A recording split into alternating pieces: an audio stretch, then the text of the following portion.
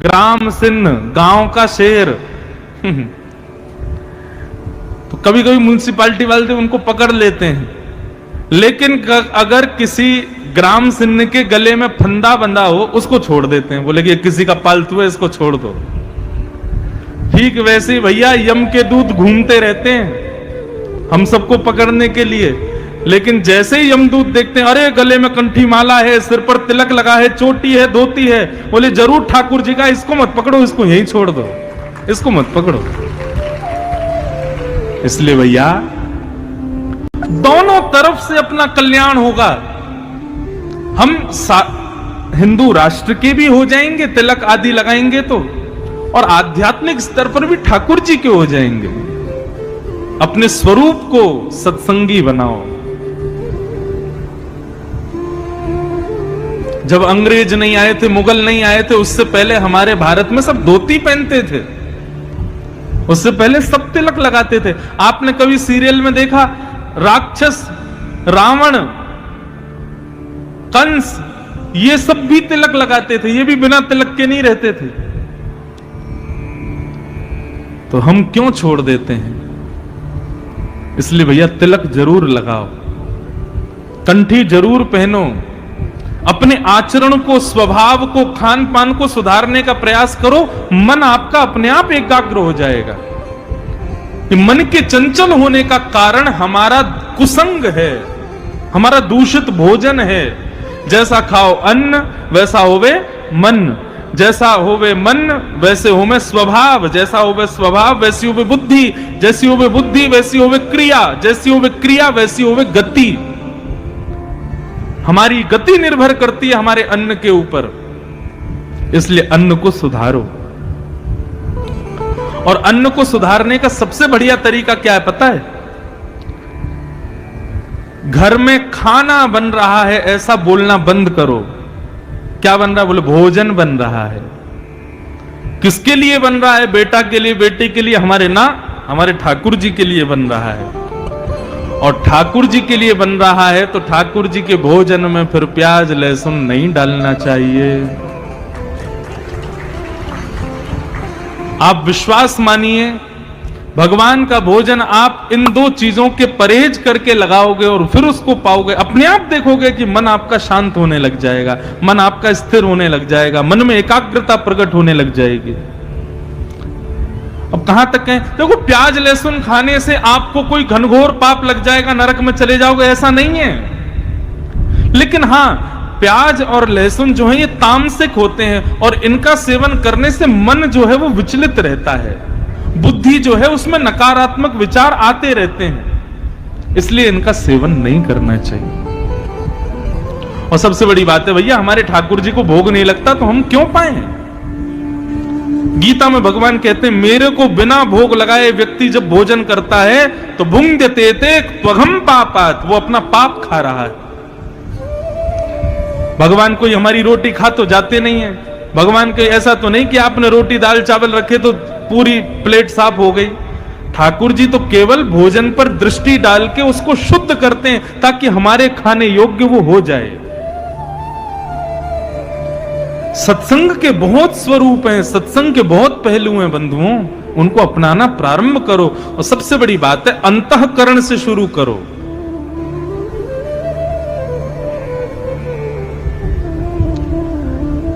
मां, इंद्रियों को दोष मत दो, मन को सुधारो। और ये मन कैसे सुधरेगा? तब भगवान बोले मैं 5 लक्षण आपको बता रहा हूं, ये 5 लक्षण जिसमें दिखाई दे मां, उनका संग करना प्रारंभ कर दो। बंधुओं बहुत ध्यान से सुनना, ये 5 लक्षण जिसमें हो उसका या तो संग करो, और यदि ये 5 लक्षण किसी में ना हो तो अपने अंदर लाने का प्रयास करो।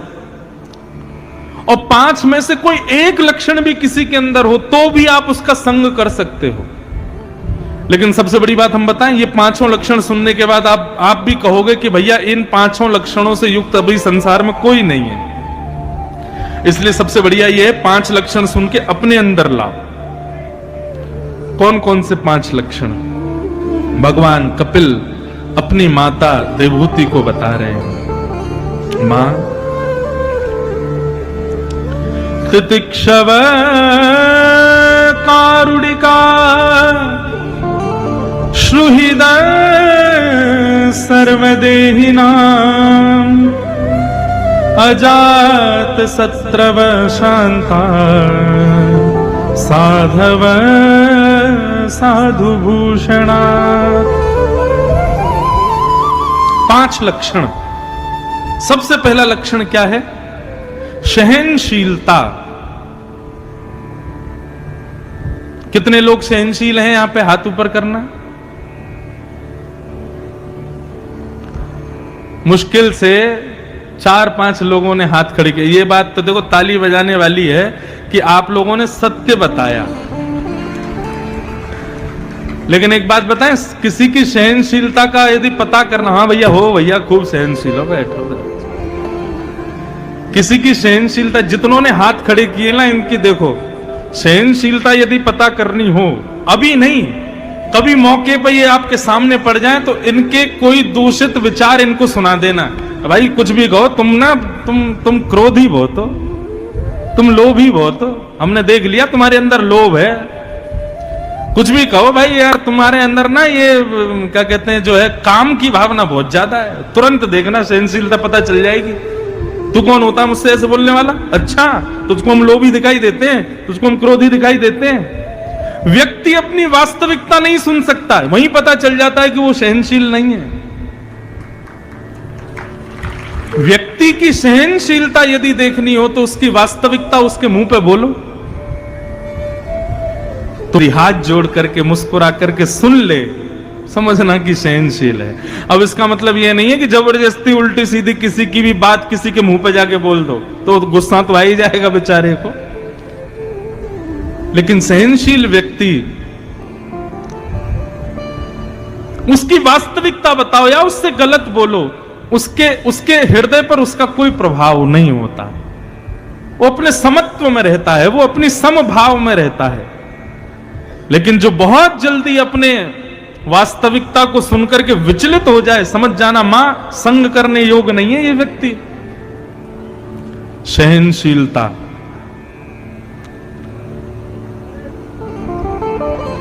सहनशीलता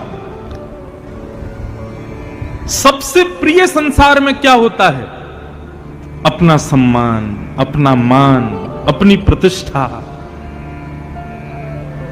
उस प्रतिष्ठा पर आई एक छोटी सी आंच भी हम सहन नहीं कर पाते, उससे पता चल जाता है हम सहनशील नहीं है। इसलिए मां, जिसका संग हम करें उसके अंदर पहला गुण होना चाहिए कि वो सहनशील हो। एक संत गंगा जी में नहा रहे थे और स्नान करते हुए इतने में ही वो बाहर आए तो एक मन चला व्यक्ति आया और उसने पानी पिया और पानी पी के उन पर कुल्ला कर दिया। संत मुस्कुराए और दोबारा गंगा जी में चले गए। स्नान करके पुनः बाहर आए, उसने फिर कुल्ला कर दिया। संत दोबारा चले गए, फिर गंगा में स्नान करके आए, फिर बाहर आए, फिर कुल्ला कर दिया। लेकिन संत के हृदय को जरा भी ठेस नहीं पहुंची। वो चौथी बार फिर गए, स्नान करके बाहर आए तो जो बार बार पानी उन पर फेंक रहा था, उस व्यक्ति को थोड़ा अटपटा लगा। बोले मैं इतने इनके साथ में बुरा कर रहा हूं, इनको गुस्सा ही नहीं आ रहा। अब की बार वो बाहर आए तो उन्होंने चरण पकड़ लिए। बोले महाराज जी, मैंने आपके ऊपर इतना कुल्ला किया, लेकिन आपने बिना क्रोध किए बार बार गंगा में स्नान किया, मैं आपके चरण पकड़ता हूं। महात्मा ने उसको उठाया, उसके चरण में गिर गए। बोले तू मेरे चरण मत पकड़, मैं तेरे चरण पकड़ता हूं। बोले आप क्यों प्रणाम कर रहे हो? मैं तो आपका अपमान कर रहा था, फिर क्यों प्रणाम कर रहे हो? संत ने कहा, बोले हर बार तो मैं एक ही डुबकी लगाता था, आज तेरी वजह से 4-4 डुबकी लगाई मैंने। हर बार तो मैं गंगा जी में एक ही बार प्रवेश करता था, आज तेरी वजह से गंगा मैया ने अपनी गोद में 4 बार मुझे खिलाया है। इसलिए भैया धन्य है, तू आ गया, तेरी वजह से गंगा जी का बार बार आस्वादन हुआ। इसे कहते हैं सहनशीलता। सुनने में बड़ी अच्छी लग रही है, लेकिन करने में उतनी ही कठिन है। बंधु, सहनशील बनो। और हम दावे से कह सकते हैं, भैया घाट घाट के पानी पिए हमने, दुनिया भर में कथा करते हैं, व्यक्ति के अंदर सहनशीलता का 100 भी नहीं होता, बिल्कुल सहनशील नहीं है आज का प्राणी। और हम औरों की क्या कहें, हमारे अंदर भी कहीं ना कहीं ये दुर्गुण होगा कि हम भी सहनशील नहीं है, लेकिन प्रयास करते हैं फिर भी बने। अब आपको क्या लगता है, हजारों लोग कथा सुनते हैं, सब प्रेमी करते हैं? कई लोगों के खत आते हैं, उसमें खूब बढ़िया बढ़िया प्रेमी बातें भी होती हैं। महाराज जी आप कथा ऐसी करते हो, आप तो यूं बोलते हो, आप तो ऐसे कर देते हो, आप तो बार बार अपने बालों पे हाथ फेरते हो। लोग बाग बुराई भी करते हैं तो सहन करना पड़ता है। जरूरी थोड़ी है हजारों लोग सब प्रेम करने वाले ही आते हैं कथा में, 2-4 लोग ऐसे भी आते हैं। लेकिन गोस्वामी तुलसीदास जी कहते हैं, निंदक नियरे राखिए, निंदकों को सदा पास रखो। जो आपकी निंदा करे, आपकी बुराई करे, आपके अवगुणों को तुरंत आपके मुंह पे बता दे, उसको संग रखा करो। क्यों? ऐसा व्यक्ति सदैव आपको प्रगतिशील बनाएगा। लेकिन जो बात बात पे आपकी हाजी हजूरी करें, बार बात पे आपकी प्रशंसा कर दिया करें, आपके मुंह पे ही आपके गुणगा दिया करें, ऐसे व्यक्ति आपको ऊपर उठने से रोक रहे हैं, यही समझिएगा। सहनशील पहला लक्षण, तितिक्षव। दूसरा लक्षण क्या है?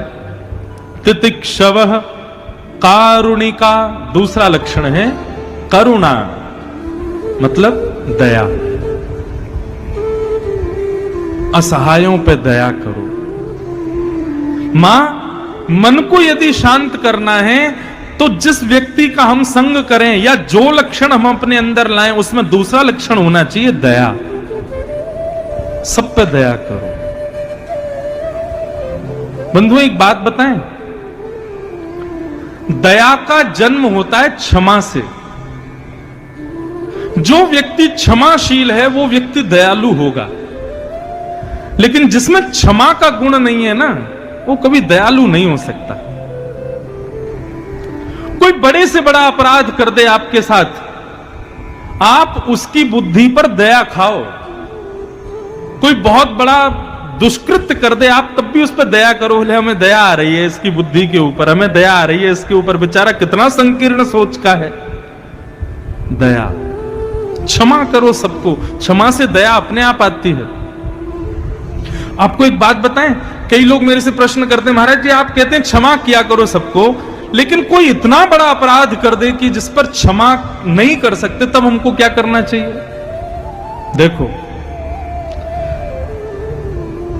लोग कहते हैं कि अपराधी को दंड मिलना चाहिए, बिल्कुल मिलना चाहिए, लेकिन क्षमा, आपको क्या लगता है उससे दंड नहीं मिलता? वह भी एक दंड है। जब आप किसी अपराधी को क्षमा कर देते हैं तो आत्मग्लानि रूपी दंड लगता है उसको अंदर ही अंदर लगता है कि अरे बताओ मैंने इतना बुरा किया, इसने फिर भी क्षमा कर दिया। चलो ये तो थी एक बात, उसको आत्मग्लानि हुई। दूसरी बात, जब आप किसी को क्षमा कर देते हैं अपराध करने के बाद, तो ऐसा नहीं है कि वो व्यक्ति मुक्त हो गया। आपके बदले का जो भाव है वो प्रकृति लेगी उससे। लोग कहते हैं ना, अब भैया हम तो कुछ कहेंगे नहीं, ऊपर वाला सब देख रहा है, अपने आप होगा। यह बात सत्य है। जब आप किसी को क्षमा कर देते हैं तो प्रकृति आपका बदला लेती है उससे, कभी ना कभी तो उसको भोगना पड़ेगा।